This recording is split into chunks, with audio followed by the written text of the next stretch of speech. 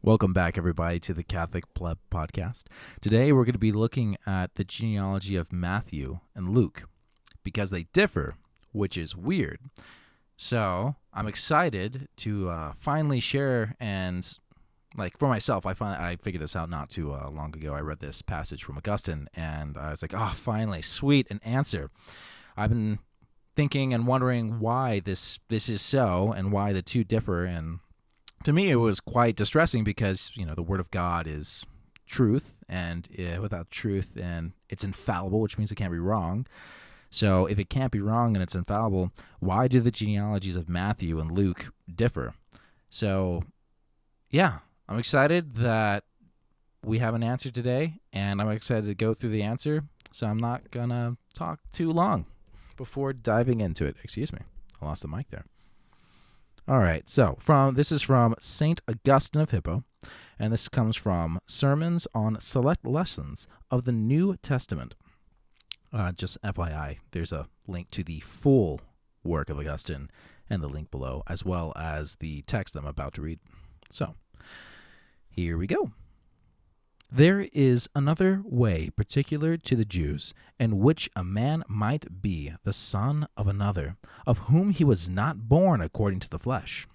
For kinsmen used to marry the wives of their next of kin, who died without children, to raise up seed to one who was deceased. So then he who was born this way was both the son of his natural father and his in whose line of succession he was born. For Matthew, who is understood to make mention of that father of whom Joseph was born, enumerates the generations this way. This one begot the other.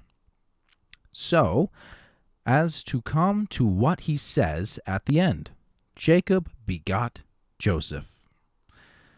But Luke, because he cannot properly be said to be begotten, who is made a child either by adoption, or who is born in the succession of the deceased, of her who was his wife, did not say, Heli begot Joseph, but who was the son of Heli. If he was of kin in the succession of one deceased, enough has now been said to show that the question why the generations are reckoned through Joseph and not through Mary ought not to perplex us. All right, so I'm going to unpack that a little bit, and I thought this was absolutely brilliant and beautiful. Why? Because there is a very cultural / biblical reason for the two differences between Luke and Matthew. So first of all, Matthew is Jewish, which means he's going to follow Jewish culture, and he's going to have an insight deeper insight into salvation history from the Jewish perspective. Luke, on the other hand, is a Gentile, which means that he's just not a Jew, and he's going to have a perspective that's more similar to ours. So first off, in explaining Matthew's view and explaining how Matthew comes to his genealogy, Augustine points out that Matthew is not taking a genealogy from a perspective like we would, but a Jewish perspective, which is in houses and names, because in the Jewish culture, lineages and genealogies are very important, which is why we're going through them in the Gospels in the first place, because it shows either the noble characteristics or it shows you the importance of a certain person. So, for instances, within both genealogies of Luke and Matthew, the thread of the genealogy goes through Abraham and it goes through David. So you have these important figures who are important throughout salvation history because they've been promised by Christ these things, and Christ is the fulfillment of the promises. So Matthew, having this Jewish perspective, is showing the genealogy according to Jewish law, which is established in Deuteronomy, and we're actually going to get into that a little bit later. So when Matthew talks about a name, or he talks about how this person begot that person, he's talking about how the Jewish ancestry passes down, not as we know it. And I think at this point it'll be prudent to break from explaining it and actually go into Deuteronomy itself and show you what the Jewish law is. All right, so this is going to be Deuteronomy 25, chapter 25, verses 5 through 6. When brothers live together and one of them dies without a son, the widow of the deceased shall not marry another outside the family, but her husband's brother shall come to her, marrying her and performing the duty of a brother-in-law. The firstborn son she bears shall continue the name of the deceased brother, that his name may not be blotted out from Israel. All right, so that's super important. That if someone's husband dies and there's no one to carry on his name, God is so loving and wanting to wanting to continue their name, that he establishes this law that the brother-in-law would continue that, and the firstborn son would have not the name of the brother-in-law, but the name of the the name of the person who died, the person who's deceased, so that their name may not be blotted out. So this is how the genealogy of Matthew, as Augustine sees it, would have different names than the genealogy of Luke. That indeed there was a widow, and the brother-in-law performed his duty as a brother-in-law, and this firstborn son would have his Jewish father's name, which is not his paternal father or his blood father. And thus, the genealogy of Matthew has different names than the genealogy of Luke. In fact, this is such a very important point that that God holds close and dear to his heart, that there's actually another verse I want to share with you in Genesis. And that is, let's just get into it. Then Judah said to Onan, "Have intercourse with your brother's wife, in fulfillment of your duty." Just going to pause here. That's the brother-in-law's duty, because Onan is a widow and didn't have a son to perpetuate her husband's name. So this is the fulfillment of the brotherly law duty. Picking back up. With your brother's wife, in fulfillment of your duty as brother-in-law, and thus preserve your brother's line. Onan, however, knew that... Oh, sorry, I got a little confused there. I said Onan was the wife. That's not the case. Onan is the brother-in-law. Onan, however, knew that the offspring would not be his. All right, so again, the offspring not being his is because the name wouldn't be Onan's name, it would be his brother's name.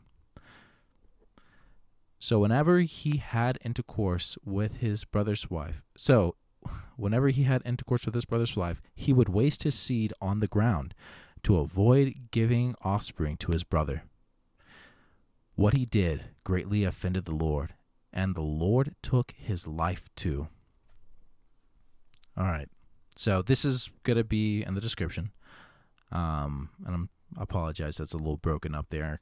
Too excited to explain what I'm trying to explain to be able to just say something continuous. All right, so what we just have here is in Genesis, which happens before Deuteronomy, is that the Lord finds this offense so great that he actually takes the life of Onan. And it's actually a really sad story, because Onan is so selfish that he only wants to propagate himself, and he doesn't want good for his brother who is dead, his dead brother, that he seeks to spurn him even in his brother's death. And the Lord is so greatly offended by this selfishness that he takes Onan's life. But that is just to show you the importance of why the perpetuating the name of the Jewish families, and how, like in Genesis and Deuteronomy, we have these cases where, yes, it is indeed the case where you can have someone who fosters a child, but is not actually going to hand down his name to the child, but it would be the name of his brother who's dead. And that would be Matthew's gospel, right? So it's going to be a genealogy according to Jewish law and Jewish history. So that's how Matthew has one set of names. And then Luke, who is a Gentile like us, would look at the lineage of somebody by birth and by paternal parents. So the person who actually fostered the child, in Luke's eyes, would be the son or the father of, right? So that's why Augustine uses the different words. Matthew says begot, which is different than is the father of. So I hope that helps. I was super happy to figure that out because the Gospels aren't actually in contradictory with one another. They're just taken from two perspectives. And one really interesting point about this is that since Luke has this other lineage that he's able to trace back, and this, I believe, goes all the way back to Adam in Luke's genealogy, what it does is, instead of being a contradiction like we first thought, and now we know the difference, it actually ends up being a double proof. Because from our perspective, it was just Matthew's, and you could say, well, maybe the genealogy of Jesus is kind of not really there because there was a broken line in Matthew's, because this person wasn't actually the true blood father, or wasn't the person who actually created in his brotherly duty the act. So Matthew's gospel is actually just it could be contested that Matthew's gospel doesn't have a true genealogy. So when Luke comes along and he shows you the actual blood heritage back to David all the way to Adam, it shows you that the what's it called? It actually doubles down, and it shows you, okay, like there's both in the Jewish tradition, Jesus comes from the line of David and comes from Abraham, and then in the Gentile tradition, you could maybe even say natural tradition, it's also the same case. So you cannot dispute that that Jesus comes from the line of David and is the fulfillment of the Davidic promise. So yeah, I think that's kind of beautiful when things that appear to contradict one another actually end up affirming it in such a beautiful way that it's beautiful, which is a really silly way of saying that something's beautiful by describing it as beautiful. But alas, here we are. All right, if you like this video, please like and subscribe. Or if you are listening to this on a podcast, please share with your friends and subscribe as well. It's a pretty small podcast right now, and there's so much I'd like to do. And I'm excited. Things have been going pretty well. This is definitely not my only thing. I have a job, so it's hard for me to get these podcasts out as much as I would like to. I initially tried to do everything on a weekly basis, but that quickly deteriorated and was not sustainable. So now I'm trying two videos a month, or 2 podcasts, depending how you are consuming this content. So yes, please, thank you. And I hope you guys have a good day. God bless you.